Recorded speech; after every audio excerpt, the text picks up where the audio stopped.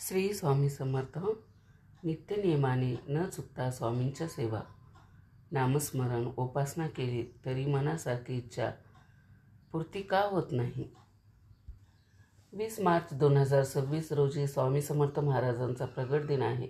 स्वामीबद्दल जेवढे लिहावे, बोलावे, ऐकावे तेवढे कमीच आहे.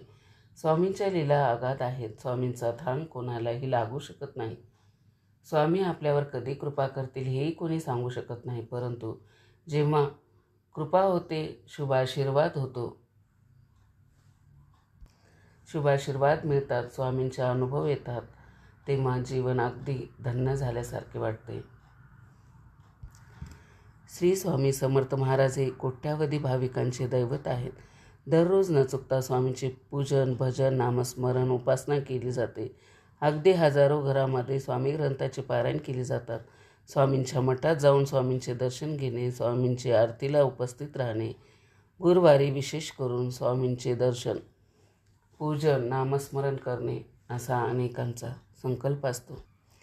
आपल्या समस्या, अडचणी असल्या प्रयत्न करूनही त्यातून बाहेर पडण्याचा मार्ग दिसत नसेल तर स्वामींना मनापासून हाक मारली तर दिलासा मिळतो, अशी भाविकांची श्रद्धा आहे. समस्या संपत नाही, अडचणी थांबत नाहीत, संकटातून बाहेर पडण्याचा मार्ग सापडत नाही. कठोर मेहनत आणि परिश्रम घेऊनही काहीच होत नाही, अशी जेव्हा भाव अवस्था होते तेव्हा स्वामींना मनापासून हाक मारावी. स्वामी लगेच भक्तांच्या हाकेला धावून येतात, संकटमुक्त करतात, अडचण दूर करतात, असे अनेकांचे अनुभव आहेत. स्वामींना मनापासून शरण केले तर स्वामी मनातील इच्छा पूर्ण करतात. भक्तांच्या पाठीशी ठामपणे उभे राहतात. भिवू नकोस, मी तुझ्या पाठीशी आहे, याचा प्रत्यक्ष अनुभव देतात, असे अनेक जण आवर्जून सांगत असतात. स्वामींची इतकी सेवा, नामस्मरण करूनही पूर्ण आपली इच्छा जर होत नाही, हजारो स्वामी भक्त असेही असतात की ते निरपेक्षपणे स्वामी सेवा करतात.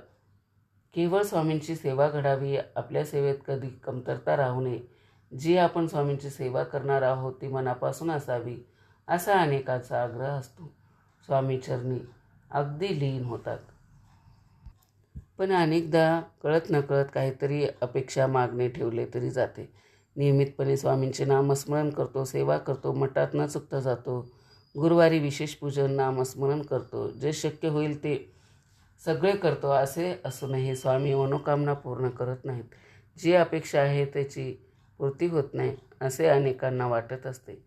असे का बरे होते? यावर उपाय काय? याबाबत काही मान्यता असल्याचे म्हटले जाते. कितीही स्वामी सेवा केली तरी नेमके काय चुकते, या गोष्टी लक्षात ठेवाच. आपण अनेकदा आपल्या इच्छा, मनोकामना, नवस, संकल्प हे आपतांना, जवळच्या व्यक्तींना, अगदी खास लोकांना, मित्रांना सांगत असतो. त्यातून सकारात्मकता मिळावी हा उद्देश असतो किंवा तशी मनातून अपेक्षा असते. आपण स्वामीचेही शक्य तेवढे करत असतो. आपापल्या परीने यथाशक्ती सेवा, नामस्मरण करतो. मनातील अमुक या इच्छेसाठी आपण स्वामीची अमुक एवढी सेवा करत आहे असेही सांगतो. इथेच आपली चूक होते. मनातील संकल्प, इच्छा, विशेष मनोकामना कुणालाही सांगू नयेत असे सांगितले जाते. त्याची वाच्यता करू नये. तसेच आम्ही स्वामींचे अमुक करतो, तमुक करतो, स्वामींची एवढी सेवा करतो, तेवढी सेवा करतो, तसे तर अजिबातच सांगू नये. आपली इच्छा गुप्त ठेवावी. अगदीच बोलावेसे वाटले तर मनातल्या मनात स्वामींना सांगावे. स्वामीवर आपण श्रद्धा आणि दृढ विश्वास ठेवावा. स्वामी नक्कीच शुभ करतील. स्वामी महाराजाप्रती केवळ नम्र, शरणागत आणि समर्पण भाव असावा. स्वामीवरील निष्ठा आणि श्रद्धा कधीही गमवू नका. स्वामींवर विश्वास ठेवा आणि सतत नामस्मरण करत राहा. स्वामी लवकर पूर्ण इच्छा करतील. निराश होऊ नका. इच्छा नक्कीच पूर्ण होईल याची खात्री ठेवा.